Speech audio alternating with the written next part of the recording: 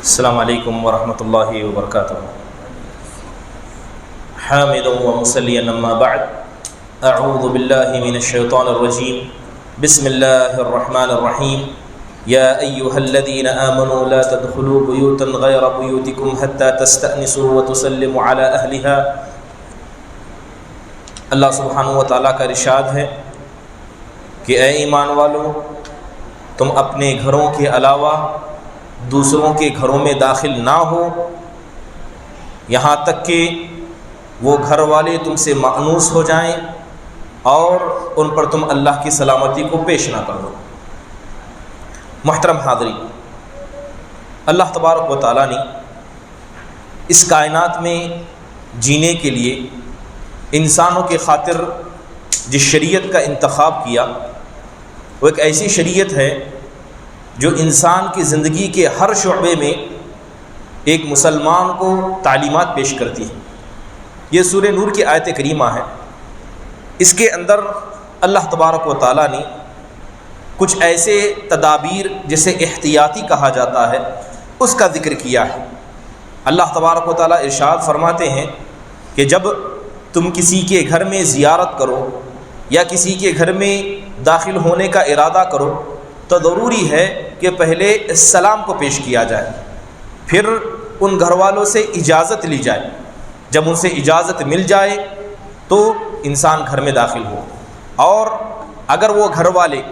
اجازت نہ دیں اور واپس لوٹنے کے لیے کہیں تو اللہ کہتا ہے کہ لوٹ جانا ہی یہ انسان کے لیے بہتر ہے۔ بے شک اللہ تبارک و تعالیٰ ہر وہ چیز تمہارے لیے کرتا ہے جو تمہارے ایمان کے حفاظت کے لیے ضروری بن جاتا ہے۔ یہ حدیث بڑی معروف ہے۔ حضرت ابو موسیٰ اشعری رضی اللہ عنہ ایک مرتبہ مسجد نبوی میں داخل ہوئی۔ بعض روایتوں کا مطابق آتا ہے کہ مسجد نبی کے باہر کے حصے میں صحابہ کی ایک جماعت تھی، تو حضرت ابو موسیٰ گھبرائے ہوئے صحابہ کے پاس تشریف لائے اور آ کر ابی بن کعب رضی اللہ عنہ سے مخاطب کرتے ہوئے کہا، کیا تم نے اللہ کے رسول سے وہ حدیث سنی ہے کہ جب کوئی آدمی کسی کے گھر جائے اور وہاں سے کوئی جواب نہ آئے اور 3 مرتبہ یہ اجازت مانگے تو وہ انسان لوٹ کر آ سکتا ہے؟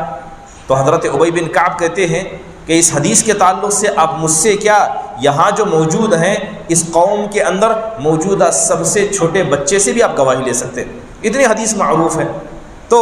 اشارہ کرنے والوں نے حضرت ابو سعید خدری رضی اللہ عنہ کی طرف اشارہ کیا، کیونکہ حضرت ابو سعید خدری رضی اللہ عنہ اس وقت قوم میں سب سے چھوٹے بچے تھے، تو لہذا ان کو بلائے اور لے کر سیدھے حضرت عمر بن خطاب کے گھر گئے۔ کیونکہ ہوا یہ تھا کہ وہ حضرت عمر کے گھر پر پہنچے تھے، 3 مرتبہ اجازت مانگی، جب اجازت نہ ملی تو لوٹ کر واپس جانے لگے۔ حضرت عمر گھر میں آئے اور کہا کہ تم واپس کیوں جا رہے تھے؟ تو حضرت ابو موسیٰ نے کہا کہ میں نے اللہ کے رسول سے حدیث سنی تھی کہ 3 مرتبہ اجازت مانگو، اگر جواب نہ ملے تو لوٹ آؤ۔ تو حضرت عمر کہنے لگے کہ اس پر گواہ پیش کرنا، ورنہ میں تم کو کوڑے لگاؤں گا۔ تم نے جو حدیث بیان کی ہے مجھے اس پر گواہ چاہیے۔ تو حضرت ابو سعید خدری اپنے ساتھ قوم کے سب سے چھوٹے بچے حضرت ابو موسیٰ، قوم کے سب سے چھوٹے بچے حضرت ابو سعید کو لے گئے اور لے جا کر گواہ کے طور پر پیش کیا۔ تو یہ حدیث ہمیں بتاتی ہے کہ یہی کسی کے گھر میں داخل ہونے کا ادب ہے۔ دوسری حدیث کے اندر آتا ہے کہ ایک مرتبہ اللہ کے رسول صلی اللہ علیہ وسلم اپنے گھر میں تھے، آپ کے گھر میں ایک دیوار کے کنارے میں سوراخ تھا، تو آپ کو ایسا محسوس ہوا کہ کوئی آدمی سوراخ میں سے جھانک رہا ہے، اور اللہ کے نبی صلی اللہ علیہ وسلم کے پاس اس وقت ایک لوہے کی کاڑی تھی جس کے ذریعے آپ اپنے سر کو کھجا رہے تھے، لہذا فوراً باہر نکلے تو وہاں پر آپ نے ایک شخص کو دیکھا۔ تو اللہ کے نبی نے کہا کہ اب بھی اگر تم گھر کے اندر جھانکتے ہوتے تو اسی سے میں تمہاری آنکھ کو پھوڑ دیتا۔ پھر اللہ کے نبی کہتے ہیں انما جعل الاستئذان من اجل البصر، کہ اللہ نے گھر میں داخل ہونے سے پہلے اجازت کی بات اس لیے کہی ہے تاکہ لوگوں کی نگاہوں کی حفاظت ہو سکے، کیونکہ جب کوئی آدمی کسی کے گھر میں داخل ہوتا ہے، اپنی نگاہ کی حفاظت نہیں کرتا ہے یا بغیر اجازت کے داخل ہوتا ہے، تو ہو سکتا ہے کہ گھر کے اندر کچھ ایسی چیزوں کو دیکھ لے جس کا دیکھنا اس کے لیے جائز نہیں ہو۔ خواتین کو عام حالت میں دیکھ لی، یا یوں کہے کہ کچھ شرمگاہیں واضح ہو جائیں، تو لہذا اللہ تبارک و تعالیٰ نے اس سے منع فرمایا۔ اور ایک حدیث کے اندر آتا ہے کہ سلام کرنے اور اجازت دینے کے تعلق سے آج ہم میں سے اکثر کو دیکھا جاتا ہے کہ جب کسی کے گھر میں داخل ہوتے ہیں تو صرف زور سے سلام کر کے داخل ہوتے ہیں۔ سلام کرنا یہ اجازت نہیں ہے، سلام کرنا یہ اجازت نہیں ہے۔ جب انسان سلام کرتا ہے تو اندر والے کو بتاتا ہے کہ میں آ چکا ہوں، پھر اس کے بعد گھر میں داخل ہونے کی اجازت لی جانی چاہیے۔ حدیث کے اندر آتا ہے کہ ایک مرتبہ اللہ کے رسول صلی اللہ علیہ وسلم کے گھر میں ایک خادم تھا، وہ خادم سیدھے گھر میں داخل ہوا تو اللہ کے رسول صلی اللہ علیہ وسلم نے اس خادم سے کہا کہ گھر کے باہر جاؤ، تم گھر میں بغیر سلام کیے بغیر اجازت لیے ہوئے داخل ہوئے ہو۔ تو اللہ کے نبی صلی اللہ علیہ وسلم نے گھر میں داخل خادم کو باہر بھیجا اور کہا کہ جاؤ پہلے سلام کرو اور پوچھو ادخل، کیا میں اندر داخل ہو سکتا ہوں؟ تو اس کے بعد اس خادم نے ویسا ہی کیا تو اللہ کے نبی صلی اللہ علیہ وسلم نے اسے اجازت دی۔ تو ہمیں یہ بات پتہ چلتی ہے کہ کسی کے گھر میں آپ مہمان بن کر جائیں یا کسی کے گھر میں اپنے گھر کے علاوہ کسی کے گھر میں داخل ہونا ہو تو پہلے سلام کیا جائے اور اجازت مانگی جائے اور اس کے بعد ہی داخل ہوا جائے۔ آخرکار یہ سارے قاعدے قانون کیوں بیان کیے گئے؟ سب سے اہم چیز اللہ چاہتا ہے کہ تمام مسلمان آپس میں مل جل کر ایک دوسرے کے بھائی بن کر رہیں۔ اور یاد رکھے کہ اگر کوئی آدمی کسی کی گھر کی عورتوں پر نگاہ اٹھاتا ہے تو یہاں پر بھائی چارگی ختم ہو جاتی ہے، یہاں پر محبت ختم ہو جاتی ہے۔ بلکہ اللہ تو کہتا ہے کہ جب تم کسی کے گھر میں جاؤ تو داخل ہونے والے کو اور جس کے گھر میں داخل ہوا جا رہا ہے ان دونوں کے اندر اس قدر انسیت ہو کہ دونوں میں کسی قسم کی گھبراہٹ نہ ہو، دونوں میں کسی قسم کی بے چینی نہ ہو۔ اور یہ کب ہوگا؟ جب آپ اجازت لے کر داخل ہوں گے۔ بغیر اجازت کے گھروں میں داخل ہونا یا صرف سلام کر کے داخل ہونا بسا اوقات یہ انسان کو اور اس کے گھر والوں کو کیا ہے، مانوسیت سے ہٹ کر گھبراہٹ میں ڈال سکتا ہے۔ دوسری اہم چیز یہ ہے کہ اللہ نے ایک ادب بتایا کہ اگر کسی کے گھر کے سامنے کوئی آدمی اجازت مانگتا ہے، اگر اجازت نہیں ملتی ہے تو لوٹ جانے کا حکم اسلام دیتا ہے۔ کسی کے گھر کے سامنے بغیر کسی وجہ کے کھڑے رہنا یہ غلط بات ہے، بغیر کسی وجہ کے۔ بہت سارے لوگوں کو دیکھا جاتا ہے کہ لوگوں کے گھروں کے باہر کھڑے رہتے ہیں، یہ عزت کی منافی ہے، یا یوں سمجھے کہ دلوں کے اندر کسی نہ کسی قسم کے عیب کو ڈال سکتا ہے۔ ایک جوان لڑکا کسی کے گھر کے سامنے کھڑا ہے، گھر میں عورتیں ہیں، تو کوئی بھی شک کر سکتا ہے کہ یہاں کیوں کھڑا ہے، یہ آخر گھر کے باہر کیوں کھڑا ہے۔ اور اگر کوئی آدمی مہمان بن کر بھی کسی گھر میں جاتا ہے مگر اندر سے اجازت نہ ملے پھر بھی گھر کے باہر کھڑا رہتا ہے تو یہ بھی معاملہ لوگوں کو شک میں ڈال سکتا ہے۔ تو اللہ تبارک و تعالیٰ نے حکم دیا کہ اگر اجازت نہ ملے تو کسی کے گھر کے باہر بغیر اجازت کے یا یوں کہیں کہ بغیر کسی وجہ کے نہیں کھڑا ہونا چاہیے۔ دوسری اہم چیز یہ ہے کہ اجازت، اب گھر میں اجازت کون دے؟ بتایا جاتا ہے کہ اگر گھر کے اندر سے عورت بھی اجازت دے تو مرد داخل ہو سکتا ہے، اگر گھر کے اندر سے ایک چھوٹا بچہ بھی بلائے تو اس پر بھی داخل ہوا جا سکتا ہے، کیونکہ اجازت لینے کے لیے اللہ تبارک و تعالیٰ نے عمر کی شرط نہیں لگائی۔ گھر کے اندر باپ ہے، گھر کے اندر ماں ہے، مہمان آ جاتے ہیں، اگر گھر کی چھوٹی بچی یا چھوٹا بچہ بھی کہتا ہے کہ ابو بلا رہے ہیں، امی بلا رہی ہیں، تو ایسے وقت میں گھر میں داخل ہونا جائز ہے، اسلام اسے درست قرار دیتا ہے۔ اس کے بعد اللہ تبارک و تعالیٰ نے ایک اہم مسئلے کی طرف اشارہ کرتے ہوئے فرمایا قُل لِّلْمُؤْمِنِينَ يَغُضُّوا مِنْ أَبْصَارِهِمْ وَيَحْفَظُوا فُرُوجَهُمْ ذَلِكَ أَزْكَىٰ لَهُمْ إِنَّ اللَّهَ خَبِيرٌ بِمَا يَصْنَعُونَ۔ اللہ کہتا ہے کہ اے اللہ کے نبی صلی اللہ علیہ وسلم آپ مومنین سے کہیے کہ وہ اپنے نگاہوں کی حفاظت کریں، وہ اپنی نگاہوں کو نیچا رکھیں، وَيَحْفَظُوا فُرُوجَهُمْ اور اپنے شرمگاہوں کی حفاظت کریں، یہ ان کے لیے زیادہ پاکی کا باعث ہے۔ بے شک اللہ تبارک و تعالیٰ ان کے کارکردگی کے مسئلے میں بہتر خبر رکھتا ہے۔ تو نگاہوں کی حفاظت کرنا یہ مومن کا کردار ہے کہ جب بھی آپ گھر سے باہر نکلیں اپنے نگاہ کی حفاظت کیا کریں، نگاہ کی حفاظت کیا کریں، کیونکہ نگاہ کی حفاظت کرنا واجب ہے اور نگاہ کو بغیر وجہ کے ادھر ادھر دوڑانا حرام ہے۔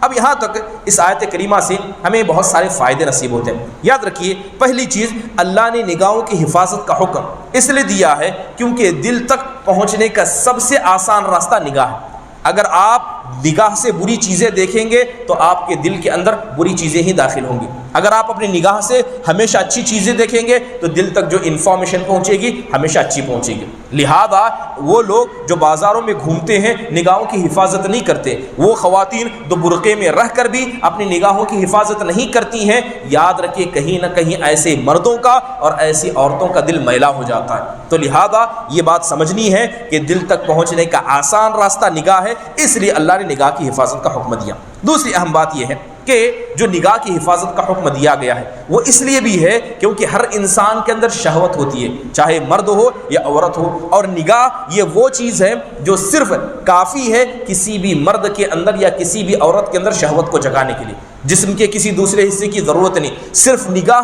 اس بات کی طاقت رکھتی ہے کہ انسان کی شہوت کو جگائے، اس لیے اللہ تبارک و تعالیٰ نے اس نگاہ کا حکم دیا۔ اب دیکھیں کہ کچھ لوگ نگاہوں کی حفاظت تو کرتے ہیں، لیکن نگاہوں کی حفاظت کا مطلب یہ نہیں ہے کہ انسان گھر کے باہر رہ کر حفاظت کرے، گھر کے اندر رہ کر بھی نگاہ کی حفاظت کرے۔ یہ موبائل فون جسے ہم دھڑلے سے استعمال کرتے ہیں، یہ سوشل میڈیا جس کا لوگ استعمال کرتے ہیں، اسی یوٹیوب کو جسے صبح اور شام ہر گھر میں دیکھا جاتا ہے، اس کے اندر بھی ایسی خواتین کی تصویریں آتی ہیں، ایسے ویڈیوز آتے ہیں۔ کیا ان کا دیکھنا کسی کے لیے جائز ہے؟ بالکل جائز نہیں۔ بڑا افسوس تو یہ ہوتا ہے کہ آج لوگوں نے اسے گناہ سمجھنا ہی چھوڑ لیا ہے۔ یوٹیوب کے اندر ویڈیو دیکھا جائے، اس کے اندر کوئی خاتون آئے، اس خاتون کو دیکھنا عیب ہی نہیں سمجھا جاتا، جبکہ نگاہ کی حفاظت جس طرح گھر کے باہر کرنا ضروری ہے، گھر کے اندر بھی کرنا ضروری ہے۔ ایک وقت تھا کہ بازار کی ایک جگہ خاص ہوتی، بازار پوچھا جاتا کہاں ہے تو بتایا جاتا کہ بازار فلاں فلاں جگہ ہے، لیکن افسوس یہ ہے کہ آج تو بازار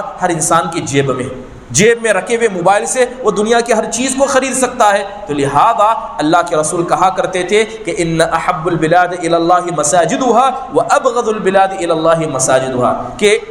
بلادی وابغض البلاد الی اللہ اسواقها۔ آپ صلی اللہ علیہ وسلم فرماتے ہیں کہ اللہ کو سب سے زیادہ اگر زمین میں کوئی چیز پسند ہے تو وہ مسجد ہے، اور سب سے بری جگہ جو اللہ کو ناپسند ہے وہ بازار ہے۔ اب اس بازار کو انسان اپنی جیب میں لے کر گھومے اور اسے کیا ہے آزادی سے استعمال کرے، یقیناً گویا وہ انسان بازار کو نہیں شیطان کو اپنے ساتھ لے کر گھوم رہا ہے۔ تو ضروری ہے کہ بازار میں جائیں یا جہاں کہیں بھی رہیں اپنے نگاہ کی حفاظت کریں۔ دوسری اہم چیز یہ موبائل فون، اس موبائل فون نے لوگوں کی نگاہ کو شہوت کی نگاہ بنا دیا۔ ایک وقت تھا کہ برقعے میں رہنے والی خواتین، گھر کے اندر رہنے والی خواتین، پڑوس کی خواتین، یا یوں کہیں رشتہ دار کی لڑکیاں یا خواتین، یہ سب محفوظ تھی، مگر نگاہوں نے یا یوں کہیں شہوتوں نے لوگوں کی نگاہوں پر اس قدر راج کر لیا ہے کہ ہر نگاہ انسان کی شہوت والی نگاہ بن کر رہی ہے۔ اس لیے علماء فرماتے ہیں کہ جو لوگ عشق اور معاشقے کا مزاج رکھتے ہیں، ہمیشہ عاشقانہ مزاج بات کرنا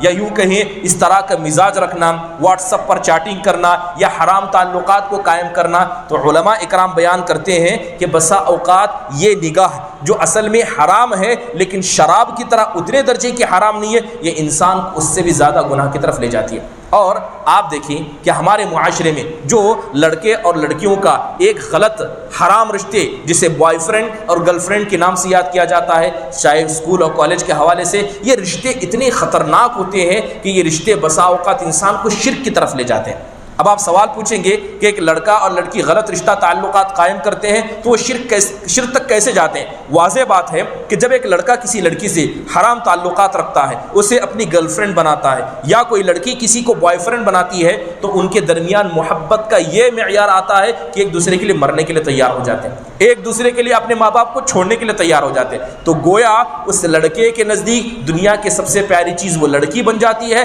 اور اس لڑکی کے نزدیک دنیا کی سب سے پیاری چیز وہ لڑکا بن جاتا ہے، اور یہی شرک ہے کہ دنیا میں ہمیں سب سے زیادہ محبت اللہ سے کرنی چاہیے، لیکن جو آدمی اللہ کو چھوڑ کر کسی مخلوق کو اس قدر محبت کرے کہ اللہ کی محبت پر اس کی محبت فوقیت لے جائے، یہی تو شرک ہے۔ اللہ تعالیٰ فرماتا ہے وَمِنَ النَّاسِ مَن يَتَّخِذُ مِن دُونِ اللَّهِ أَندَادًا يُحِبُّونَهُمْ كَحُبِّ اللَّهِ، کہ لوگوں میں سے تو کتنے ایسے ہیں جو اللہ کے علاوہ دوسروں کو شریک بناتے ہیں اور وہ لوگوں سے ایسے محبت کرتے ہیں جیسے محبت اللہ سے کرنی چاہیے۔ جینے مرنے کی قسمیں کھانا، جینے مرنے کے وعدے کرنا، یہ سب شیطان کا دھوکہ ہے، اور یہ صرف زنا نہیں بلکہ یہ انسان کو شرک تک لے جاتا ہے۔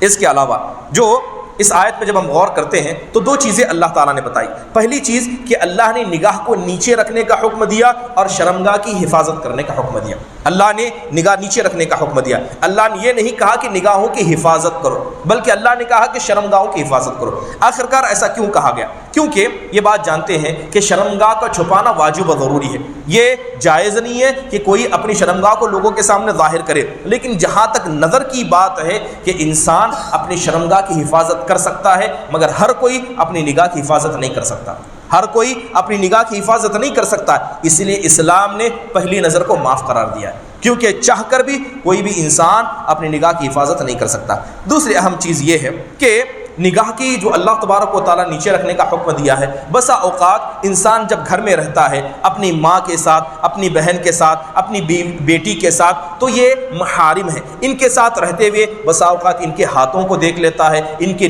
گریبانوں کو دیکھ لیتا ہے۔ تو نگاہ کی اگر حفاظت کا حکم دیا گیا ہوتا تو کسی عورت کا، چاہے وہ ماں ہو، آپ کی بہن ہو یا آپ کی بیٹی ہو، ان کے گریبان کو بھی دیکھنا جائز نہ ہوتا، ان کے ہاتھ پیر کو بھی دیکھنا جائز نہ ہوتا، یا یوں کہیں ان کی پنڈلیوں، ان کو ران کو بھی دیکھنا جائز نہ ہوتا۔ تو اللہ تعالیٰ نے کہا کہ جتنا ہو سکے اپنی نگاہ کو نیچی رکھو، مگر شرمگاہ کا چھپانا ہر کسی کے لیے آسان ہے، اس لیے اللہ تبارک و تعالیٰ نے اس بات کا حکم دیا۔ دوسری اہم بات جو نگاہ کی حفاظت کے تعلق سے یا شرمگاہوں کی حفاظت کے تعلق سے آتی ہے، اس کا تعلق عورتوں سے۔ بہت ساری خواتین کو دیکھا جاتا ہے کہ گھر کے اندر بچے رہتے ہیں، بچہ 3 سال کا ہے، 4 سال کا ہے، 5 سال کا ہے، بہت ساری خواتین ایسے بچوں کے سامنے کپڑے بدلتی ہیں یا ایسے ہی بچوں کے سامنے چھوٹے بچوں کو دودھ پلاتی ہیں۔ تو یاد رکھیں کہ ہر وہ بچہ جو عورت کے فتنے کی جگہ کو جان لیتا ہے، ایسے بچوں سے بھی کیا ہے، عورتوں کو اپنے شرمگاہوں کی حفاظت کرنی چاہیے، چاہے اس کا تعلق سینے سے ہو یا جسم کے دوسرے حصے سے ہو۔ لیکن بہت ساری خواتین اس کا احتیاط نہیں کرتی ہیں۔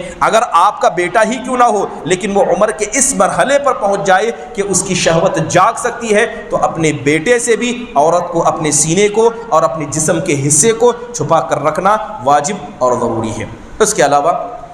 اللہ تبارک و تعالیٰ نے ایک اور آیت میں، اسی سورہ کی آیت میں اللہ فرماتا ہے وَلَا يَضْرِبْنَ بِأَرْجُلِهِنَّ لِيُعْلَمَ مَا يُخْفِينَ مِن زِينَتِهِنَّ۔ اللہ کہتا ہے کہ اے نبی صلی اللہ علیہ وسلم، آپ ان خواتین سے کہیے کہ جب یہ برقعے میں ہوں تو اپنے پیروں کو اتنے زور سے نہ مارے تاکہ ان کی جو زینت چھپی ہوئی ہے وہ زینت لوگوں کے سامنے واضح ہو جائے۔ مشرکین مکہ کے زمانے میں، یا یوں کہیں زمانے جاہلیت میں، یہ ہوتا کہ عورتیں اپنے پیروں میں چین پہنا کرتی، جس طرح آج ہمارے یہاں خواتین کیا ہے، چین وغیرہ پہنتی ہیں، مگر اس وقت کے چین میں کنکر وغیرہ نہیں ہوتے، جب وہ چلتی تو آواز نہیں آتی تھی، جان بوجھ کر خواتین اپنے پیروں کو زور سے مارتی تھی تاکہ مردوں کو پتہ چلے کہ خاتون جا رہی ہے۔ تو اللہ تبارک و تعالیٰ نے اس عادت کو یاد کرتے ہوئے مسلمان خواتین سے کہا کہ جب تم برقعے میں ہو تو برقعے کے اندر رہنے کے بعد بھی جو تمہاری زینت ہے، چاہے چوڑی کی آواز کیوں نہ ہو، چاہے پازیب کی آواز کیوں نہ ہو، یا آپ کے پرس کی آواز کیوں نہ ہو، اسلام منع کرتا ہے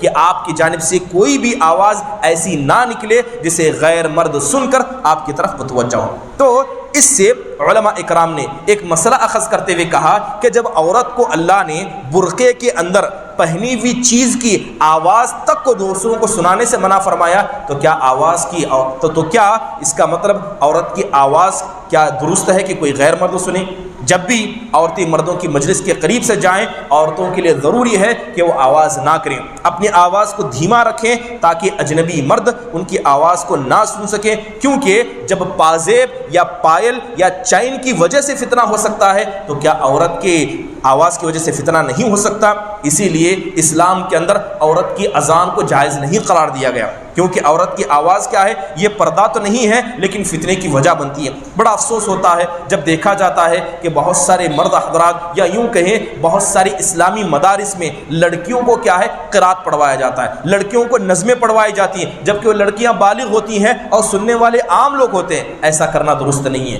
کیونکہ ایک لڑکی کا قرآن کی تلاوت کرنا یا ایک عورت کا نظم پڑھ کر لوگوں کو سنانا، اور وہ بھی پیار بھری آواز میں، یہ فتنے کا باعث ہو جاتا ہے۔ اور بہت ساری خواتین کیا ہے، اپنی قرات کو یوٹیوب وغیرہ پر اپلوڈ کرتی ہیں، نظمیں پڑھ کر یوٹیوب پر اپلوڈ کرتی ہیں، فاسق فاجر ہر شخص ان کی آواز کو سنتا ہے۔ ایسا کرنا بھی درست نہیں ہے، کہیں نہ کہیں یہ فتنہ انگیزی ہے، ہر شخص کو اس سے بچنا چاہیے۔ اس کے علاوہ ایک اہم چیز جو اس سے ہمیں سمجھ میں آتی ہے کہ اللہ نے عورتوں کو زینت چھپانے کا حکم دیا۔ آج دیکھیں کہ بہت ساری مسلم لڑکیاں ایسے شوز پہنتی ہیں، ایسے سینڈل پہنتی ہیں جن سینڈلوں کی آواز آتی ہے۔ جب اللہ نے پازیب کو چھپانے کا حکم دیا ہے تو کیا کسی لڑکی کے لیے ایسے سینڈل پہننا جائز ہے یا ایسے چپل پہننا جائز ہے جو آواز کرتے ہو، جس کی آواز کی وجہ سے مرد اس کی طرف متوجہ ہو؟ تو ایسے سینڈل پہننا یا ایسے چپل پہننا جو زور زور سے آواز کرے، یہ عورتوں کے لیے درست نہیں ہے، اور اگر عورتیں ایسا کرتی ہیں تو یہ فتنے کا باعث بن جاتا ہے۔ اللہ تعالیٰ سے دعا ہے کہ اللہ تبارک و تعالیٰ